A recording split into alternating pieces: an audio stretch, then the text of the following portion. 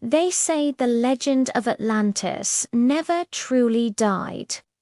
It just slumbered, waiting in whispers carried by salt-heavy winds, murmured by ocean currents that remember ancient secrets. For centuries, scholars dismissed it as a myth. For dreamers, it was a promise. But for Dr. Kellen Soren, it was a calling. Now, Kellen wasn't your typical adventurer. You won't find him cracking a whip or leaping across chasms. He was a man of books and dust, thin, spectacled, and more at home with ancient manuscripts than sunlit skies. But don't let that fool you. His heart burned with the fire of discovery. His obsession with Atlantis didn't start with dusty Greek texts, but with something far more tangible, a fragment of a stone tablet uncovered near the Azores. It was etched with these strange, unfamiliar sigils, radiating an uncanny, perfect symmetry. He fed them into his linguistic algorithms, but the computer couldn't translate them. It found a repeating phrase, but it wasn't a language. It was a pattern. Driven by a hunch, Kellen converted the pattern into sound. What he heard sent a shiver down his spine, a low, resonant hum, precisely 432 hertz. It stirred something primal, something deep within the listener. It felt less like a message and more like a summons. And Kellen wasn't the only one who heard it. Days after his research went public, a mysterious organization known as TALOS, the Atlantean Legacy Observational Syndicate, appeared. They were wealthy, clandestine, and unsettlingly well-informed. Their leader was a woman known only as Meris. Her eyes were like deep water, unreadable, ancient, and unnervingly patient. She looked at Kellen not with curiosity, but with recognition, and said, "You don't seek Atlantis. You are remembered by it." With the near-limitless funding of TALOS, an expedition was launched. Their destination, the heart of the Sargasso Sea satellites, had detected strange magnetic spirals twisting beneath the thick mat of seaweed and ocean debris. Old sailors' lore warned of this place, of invisible tides that pulled ships down, not across. They said vessels didn't sink into the depths. They simply vanished into a different direction entirely. Aboard the research vessel Asterion, Kellen sailed into this gridless part of the Atlantic. Compasses spun uselessly, and even the stars in the night sky seemed displaced by inches, as if reality itself was bending. On the sixth night, it happened. The ocean surface began to glow like a field of submerged constellations. The lights swirled into complex geometric designs, finally tightening into a perfect, glowing circle around the ship. Then silence, a profound, absolute stillness. No waves, no wind, no sound. And then the sea parted. There was no drama, no towering walls of water, no roaring force like you see in the movies. It simply folded aside, like the pages of a giant ancient book. From the deep, a spiral staircase of stone rose to meet them. It was carved with the very same sigils from Kellen's tablet, each one glimmering with a faint, pale bioluminescence, as if they were breathing. No one hesitated. No one questioned the descent. Some knowledge doesn't ask for permission, it simply presents itself. At the bottom of the spiral, they found a vast entryway. It was framed by crystalline pillars that hummed with that same familiar frequency, 432 Hertz. The moment Kellen stepped through the archway, the resonance synchronized with his own heartbeat. The air inside tasted like mineral rain and forgotten language.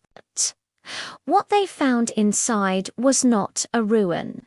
There were no broken statues or decayed halls. The city, if you could call it, that didn't look abandoned.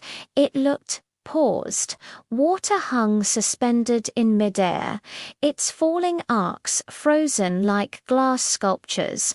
Entire schools of luminescent fish drifted in place, suspended but clearly alive. Glowing plant tendrils snaked through the darkness, illuminating everything in veins of turquoise and silver. It was clear that time itself behaved differently here. At the very heart of this vast chamber, a sphere of glass floated, the size of a small star. It swirled with currents of liquid light. It dawned on Kellen then, the Atlanteans didn't store their knowledge in libraries of books or scrolls. They stored it in flower dynamic, self-rearranging, almost living database. Maris, the enigmatic leader of TALOS, stepped forward first. She placed her palm on the surface of the sphere. Instantly, light raced up her arm, mapping constellations beneath her skin. She whispered something, not in a language Kellen could hear with his ears, but in one he recognized with pure instinct. In response, the sphere unfurled. A labyrinth materialized before them. It was vast, multi-dimensional, spiraling into impossible geometries that folded in on themselves like cosmic origami. Corridors intersected across axes that modern mathematics has no name for. Doors led sideways, inward and upward, but never simply forward. The labyrinth holds their wisdom, Maris said, her voice sounding distant, almost trance-like. But wisdom is not retrieved. It must accept you. This was the true revelation. The labyrinth wasn't a place. It was a test, a cognitive construct.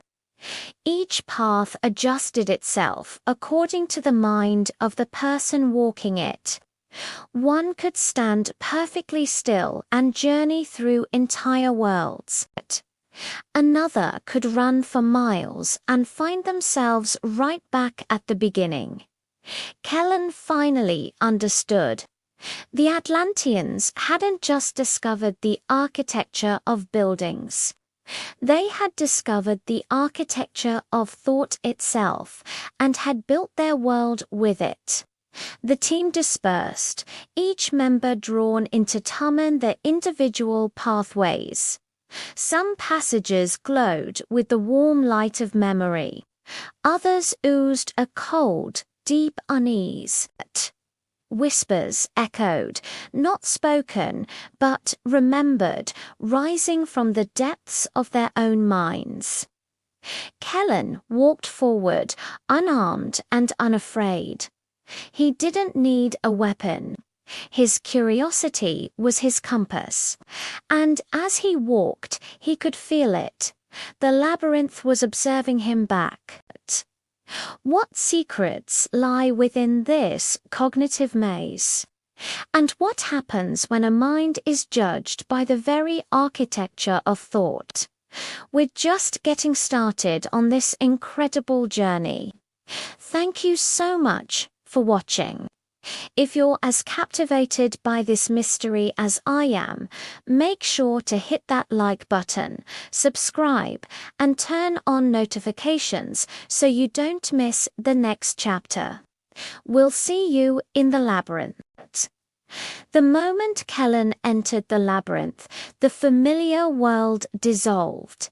He lost all sense of distance almost immediately. The corridors seemed to breathe, reshaping themselves with every blink. What was smooth marble one second became jagged coral the next, then fractured into a sea of constellations, only to collapse into flowing ancient script. The walls weren't just moving, they were actively reconsidering their own existence. He soon realized this place wasn't a trap. It wasn't built to ensnare. It was designed to reveal. His first trial didn't come as a physical obstacle, but as a profound encounter. At an intersection of shifting pathways, a figure materialized. It was tall, robed in the shifting, deep colors of the ocean. Its face was a veil of mist, but its eyes were radiant with an intelligence that felt as old as time itself. The being didn't speak aloud, yet a question formed perfectly in Kellen's mind, clear as a bell. Knowledge without comprehension is just noise. Why do you seek us? In that instant, Kellen understood. This labyrinth had no interest in rehearsed answers, no patience for scholarly ambition, or the pride of being the first to arrive. It demanded a truth stripped of all vanity, a purpose laid bare. He sent his response back, not with his voice, but with his very intention. "I'm not here to possess wisdom," he thought. "I'm here because wisdom should not be afraid of being found." The silence that followed was immense, heavy, as if the very foundations of the earth were shifting. Then, with a slow, deliberate grace, the figure stepped aside, granting him passage. The next corridor plunged him into a vast sphere of suspended aquamarine light. Memories began to surface all around him, shimmering into existence like ethereal projections. But they weren't just his memories. He was witnessing the memories of humanity itself. The very first spark of fire, the difficult birth of language, the crushing grief of fallen civilizations, and the soul-lifting creation of music. He saw wars fought for God's long-forgotten, priceless libraries turned to ash, lovers torn apart and then reunited against all odds. He witnessed entire cultures vaccinated by immense suffering, only to be reborn through sheer unyielding hope. And then he saw Atlantis. It was nothing like the utopia from the myths. It was a civilization so unbearably brilliant, so advanced, that it was undone not just by arrogance, but by a far greater tragedy, the belief that it was finished, that it had reached its final, perfect form. Perfection became its prison. Their ultimate discovery hadn't been a new technology or a source of power, but the nature of cognition itself. They learned that consciousness was a form of energy, one that could be shaped, archived, transferred, or even weaponized. They faced a choice, and they chose not to weaponize it. Instead, they did the unthinkable. They withdrew it. They sank their entire civilization, hiding their ultimate discovery in a labyrinth designed not to prevent entry, but to ensure that only the truly unselfish could ever inherit it. Atlantis had not fallen in some cataclysmic disaster. It had receded. It had chosen to wait. Kellen eventually reached a vast circular atrium. Here, language itself was visible. It floated in the air as shimmering braided filaments of pure meaning. He could see sound, symbol, mathematics, emotion, and raw intention all interwoven into magnificent helices.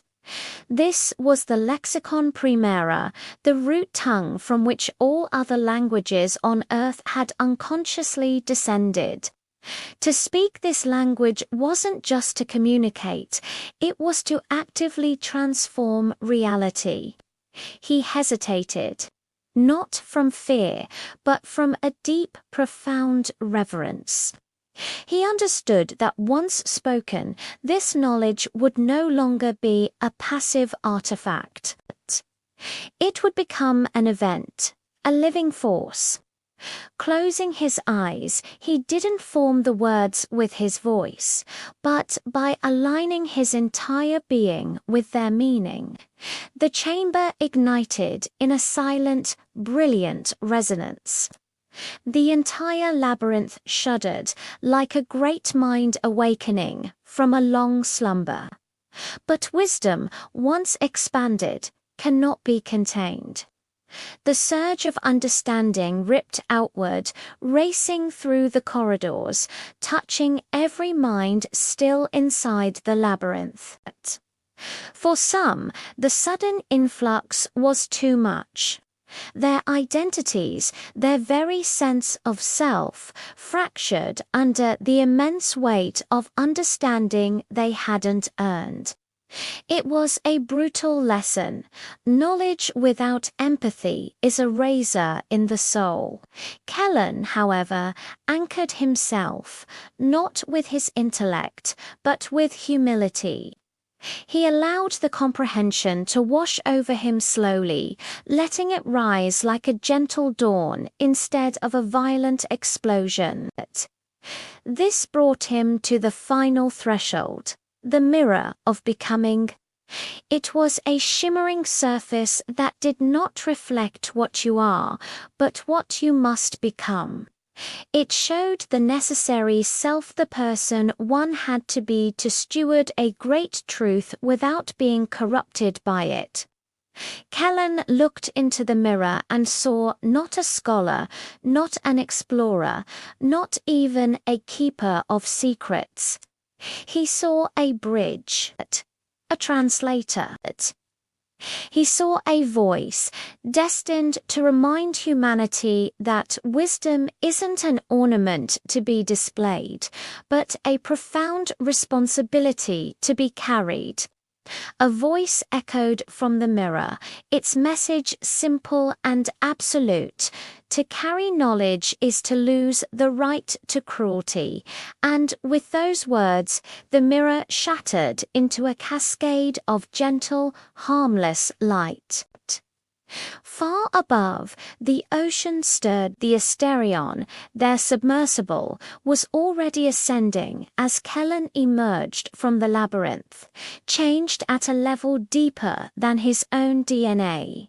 On the shore of the vast inner sea, Maris was waiting for him. She was alone. The others had not returned. Did it reject them? Kellen asked, his voice soft. It reflected them, she replied, her gaze distant. Some mirrors are verdicts. As they watched, the city of Atlantis around them began to dim, its light not dying, but simply returning to a state of quietude. The labyrinth sealed itself, like a sacred book closing after being read by worthy eyes. Kellen knew the world above was not ready for this.